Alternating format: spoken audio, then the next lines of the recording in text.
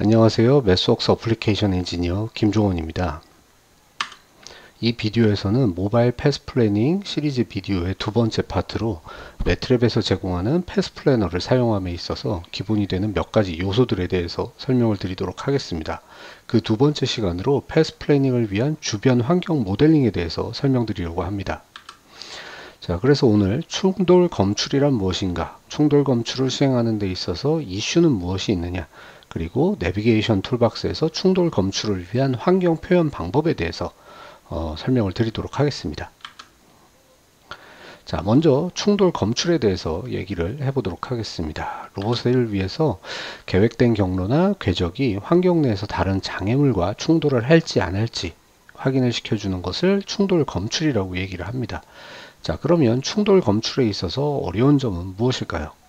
일반적으로 주행 환경이 복잡한 형상을 가진 경우, 즉 환경을 구성하고 있는 여러 가지 장애물들이 있는데 이 장애물들의 형상이 굉장히 복잡해서 로봇의 형상까지 고려를 하게 되면 이게 부딪힐지 안 부딪힐지 좀 애매하다, 혹은 안전을 위해서 너무 멀리 돌아가야 된다, 이런 비효율성이 커지는 현상들이 존재할 수 있습니다.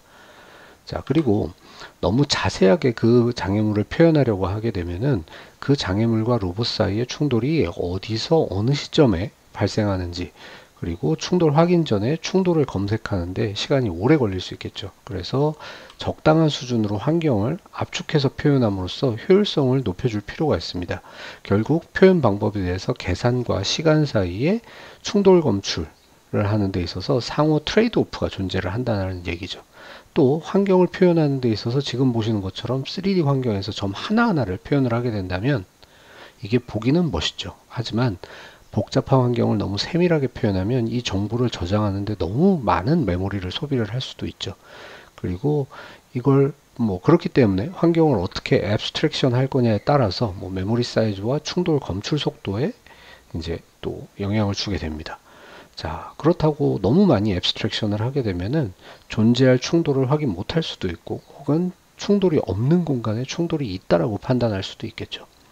자, 마지막으로는 이동물체에 대한 어려운 점이 있습니다. 이동물체에 대해서 고려를 하는 게 생각보다 쉽지 않은 게, 다른 물체의 이동 경로를 예측하기도 힘들지만 안다고 하더라도 이 경로들이 어느 시점에 어디에서 충돌하는지를 갖다 확인하려면 예측이 필요한 시간 동안 내부적으로 시뮬레이션을 해서 각 시간대에서 일일이 충돌 검출을 해야 합니다. 그렇지 않으면 다른 타이밍에 지나가기 때문에 별 문제가 안 되는 상황에서도 충돌을 피하기 위해서 로봇이 멈춘다거나 한참을 돌아갈 수도 있죠. 그래서 로봇이 이럴 때 멈추기 시작하면 영원히 안 움직일 수도 있습니다. 자, 어찌됐건 결론적으로 이렇게 환경을 표현하는 방식은 적당한 수준의 앱스트랙션을 필요로 하고요. 충돌 검출 알고리즘은 반복적으로 엄청나게 많은 수의 충돌을 체크를 해야 되기 때문에 단순하면서도 굉장히 빨라야만 합니다. 자, 매트랩에서 제공하는 패스 플래너의 구성에 대해서 말씀드릴 때 스테이트 스페이스, 스테이트 밸리데이터, 인바이런먼트가 있어서 패스 플래너를 구성하는 데 있어서 내 주변 환경은 이렇게 구성되어 있어 라고 하는 환경 정보를 제공하고, 이를 근거로 스테이트 밸리데이터가 충돌 검사를 한다라고 말씀을 드렸습니다. 그럼 이때 사용할 수 있는 환경 정보의 형태는 어떤 것들이 존재를 할까요? 자, 내비게이션 툴박스에서 제공하는 패스 플래너들은 여러 가지 환경 표현 방식을 지원을 하고 있습니다. 크게 정적인 환경과 동적인 환경이 있고요. 정적인 환경 중에서도 그래프를 사용하는 환경 표현 방식, 혹은 그리드를 사용하는 환경을 이산화하는 방식, 그리고 이것도 2차원에서 사용하는 맵이 있고요. 그리고 또 3차원에서 사용하는 맵이 있습니다. 자, 그리고 디스크리트 지오메트리라 그래서 딱 정해져 있는 어떤 형상으로 주변 물체를 표현할 수도 있습니다. 박스, 구 형태, 실린더, 혹은 CAD 파일에서 메쉬를 가져와서 형상을 표현할 수도 있습니다. 자, 그리고 마지막으로는 이동 물체를 표현하기 위한 다이나믹 캡슐 리스트라는 방법도 존재를 합니다. 자, 이들에 대해서 자세히 한번 알아보겠습니다. 첫 번째 환경 표현 방식은 그래프 방식입니다. 그래프 방식이라는 것은 노드와 엣지로 수학적인 구조를 표현하는 방식입니다. 자, 주로 이동이 가능한 도로의 망을 표현하는 지도라든지 아니면 커뮤니케이션 네트워크에서 연결성을 표현하는 데 주로 사용되는 방법입니다. 이렇게 그래프를 이용해서 환경을 표현하게 되면 패스 플래닝을 하는데 상당히 효율적입니다. 그래프를 사용하면 갈 수 있는 곳을 노드로 표현하고 이 노드들을 연결하는 길 혹은 통로가 엣지로 표현되기 때문에 로봇이 탐색하는 공간을 극단적으로 축소시킬 수가 있습니다. 그러니까 검색이 굉장히 효율적이어지겠죠. 자동차와 같은 모바일 플랫폼에서는 도로와 도로 내부의 차선들을 이렇게 그래프로 표현함으로써 교차로에서 연결성 같은 것들을 표현할 수가 있습니다. 그래서 이 위에서 글로벌 패스 플래닝을 하는 것들을 보통 루트 플래닝이라고 얘기를 합니다. 자, 우리가 알고 있는 휴대폰 내비게이션에서 하는 주행 경로를 찾는 과정이 바로 이 방법이라고 보실 수 있습니다. 자, 그래서 내비게이션 툴박스에서는 이런 그래프 형태의 환경을 표현하기 위해서 내부 그래프라는 오브젝트를 제공을 합니다. 내부 그래프는 이렇게 여러 가지 메소드들을 제공을 하고 있고요. 나중에 설명을 드리겠지만 이렇게 그래프로 표현된 환경에서 사용할 수 있는 A-스타 플래너를 제공을 하고 있기 때문에 최소 비용을 가진 경로를 계획을 하실 수가 있습니다. 자, 다음은 오큐펀시 그리드입니다. 오큐펀시 그리드는 로봇 주변의 공간을 그리드 셀로 이산화를 해서 어떤 그리드 셀을 점유하는 물체가 존재하는지 안 하는지 이것을 확률적으로 표현해주는 환경 표현 방식입니다. 만약 공간 안에 센서를 위치를 시켜놓고 장애물의 위치에 대한 거리값을 받았다면 장애물이 존재하는 거리와 방위를 이용을 해서 장애물이 있는 곳을 확인하고요.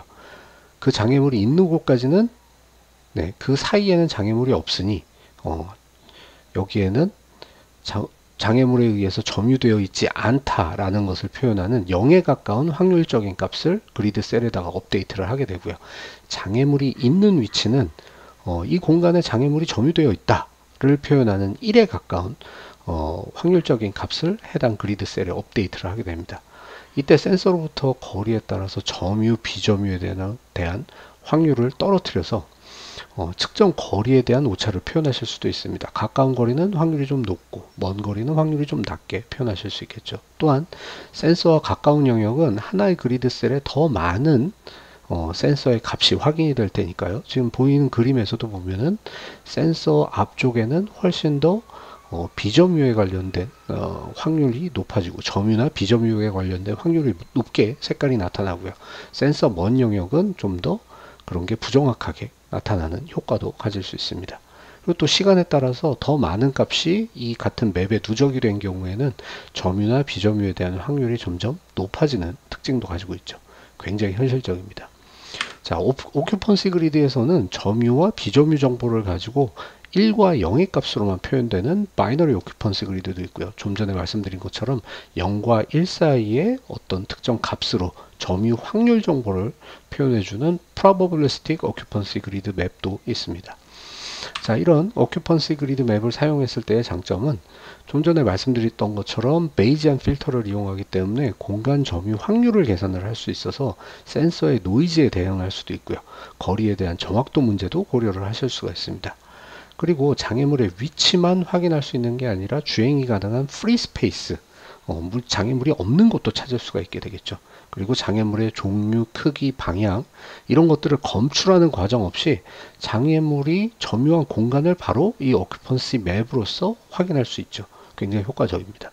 그리고 센서의 종류와 상관없이 측정 값만 그리고 센서의 위치만 사용하기 때문에 센서들의 값을 융합하기 좋은 굉장히 좋은 센서 퓨전 프레임워크로도 사용을 하실 수가 있습니다. 하지만 단점은 정적인 환경에 적합하다라는 거죠. 만약 주변에 이동물체가 있는 경우에는 이제 장애물이 그곳을 이미 지나쳐 갔기 때문에 그곳에 장애물이 없음에도 불구하고 장애물이 위치하고 있다라고 판단될 수도 있습니다. 자, 이런 성격을 가진 오큐펀시 그리드는 아까 전에도 말씀드렸다시피 점유, 비점유를 1과 0으로만 표현하는 바이너리 오큐펀시 그리드가 있고요.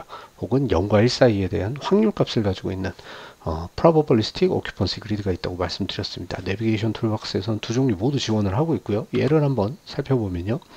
저는 이미지를 사용해서 이 미리 만들어진 맵을 한번 가져와 보겠습니다. 그래서 플레이펜 맵이라는 걸 가지고 왔고요. 이미지 크로핑을 사용해 가지고 딱 관심 있는 영역만 맵으로 가져오기 위해서 이미지를 땄습니다. 자, 그리고 이 이미지는 색깔을 표현하는 방식이 그레이 스케일이기 때 이제 0에서 255의 값을 가지고서 이제 밝기를 갖다가 표현을 하고 있죠. 그래서 0이 검정, 255가 백색입니다.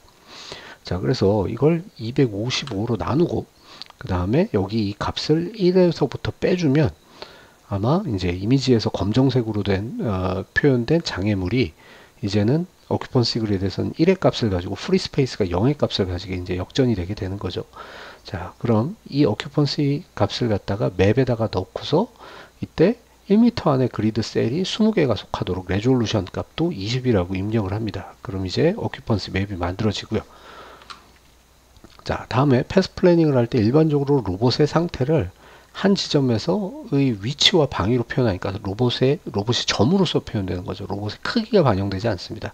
그래서 로봇의 크기가 반영돼서 충돌 검출을 하기 위해서 오큐펀시 맵에다가 이제 장애물 쪽에, 오히려 로봇 쪽이 아니라 장애물 쪽에 로봇의 크기를 반영을 하게 되면 패스 플래닝을 좀 더 효율화 시킬 수가 있습니다. 연산을 갖다 좀 더 효율화 시킬 수 있어서 인플레이트라는 메소드를 이용을 하게 돼서 이렇게 로봇 사이즈의 반지름만큼의 크기를 이렇게 장애물에 반영을 합니다. 그러면은 장애물의 매각선이 훨씬 더 진해진 게 나타나죠. 이렇게 해서 마지막으로 시각화를 해 보실 수가 있습니다. 자, 앞에서는 이미 맵을 가지고 있다고 가정한 상태에서 오큐펀시 맵을 만들었다면 뭐 센서 값을 사용해서 점유를 표현하는 방법도 있겠죠.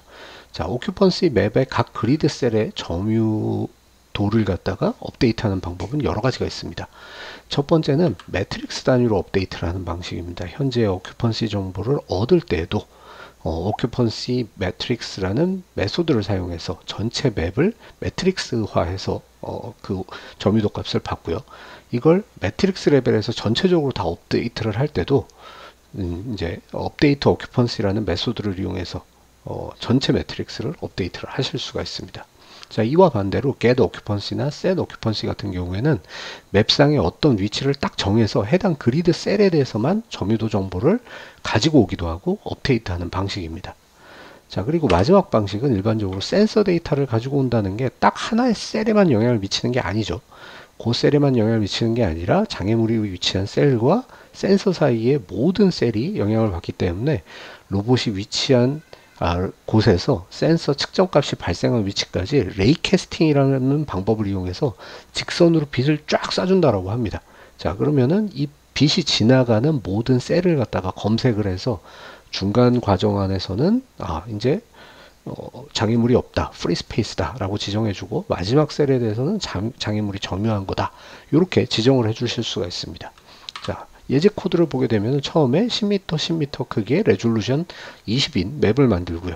여기에 로봇이 5,5라는 지점에 방위는 0도로 위치하고 있다라고 한번 해보고요. 그 다음에 맥스로 20m를 볼 수 있는, 그리고 범위로는 마이너스 180에서 180도까지 볼 수 있는 센서를 갖다가 하나 만들려고 합니다. 그래서 대신 요 센서 신호를 만들 때 있어 지금은 3m 거리의 모든 방향에 장애물이 있다.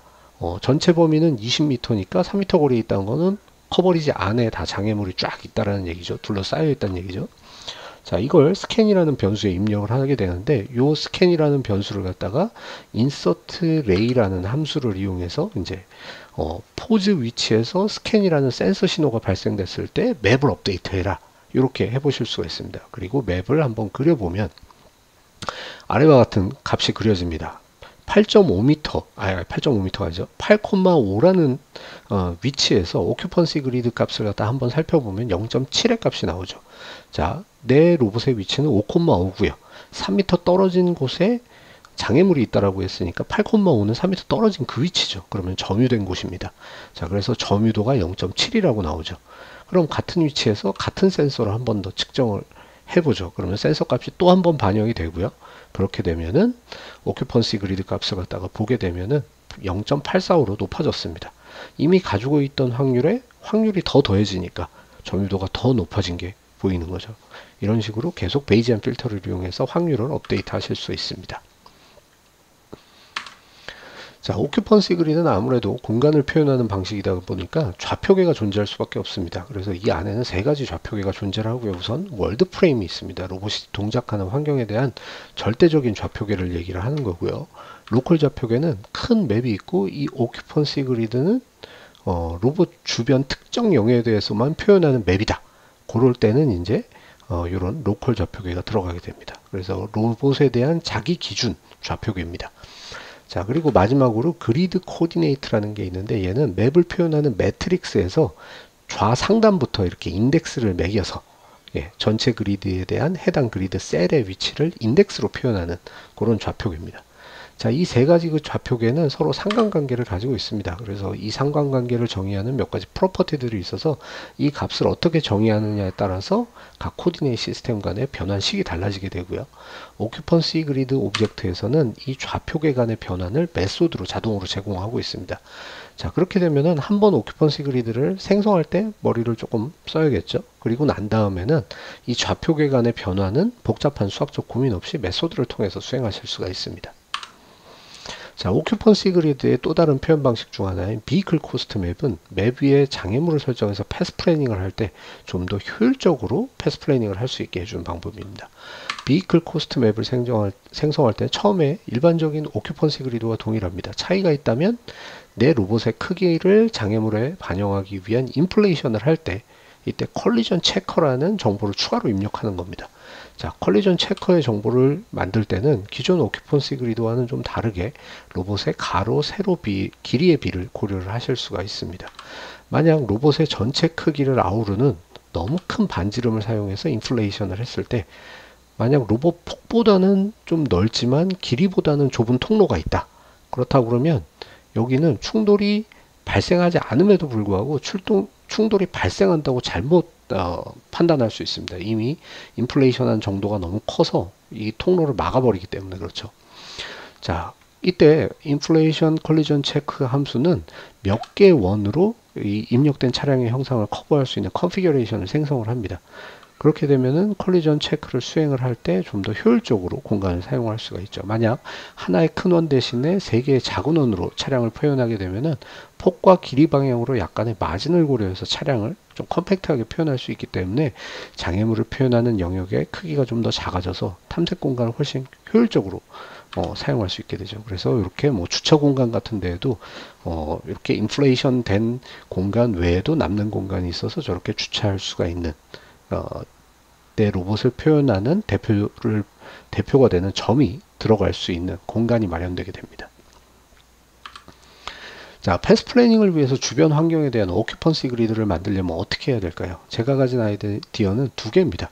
자, 하나는 뭐 그곳에 항공사진이 있다. 그렇다 그러면 얘를 세멘틱 세그멘테이션 같은 뭐 딥러닝 알고리즘을 이용해서 장애물과 장애물이 아닌 곳을 구분해서 이 정보를 오큐펀시 그리드로 만들 수 있겠죠.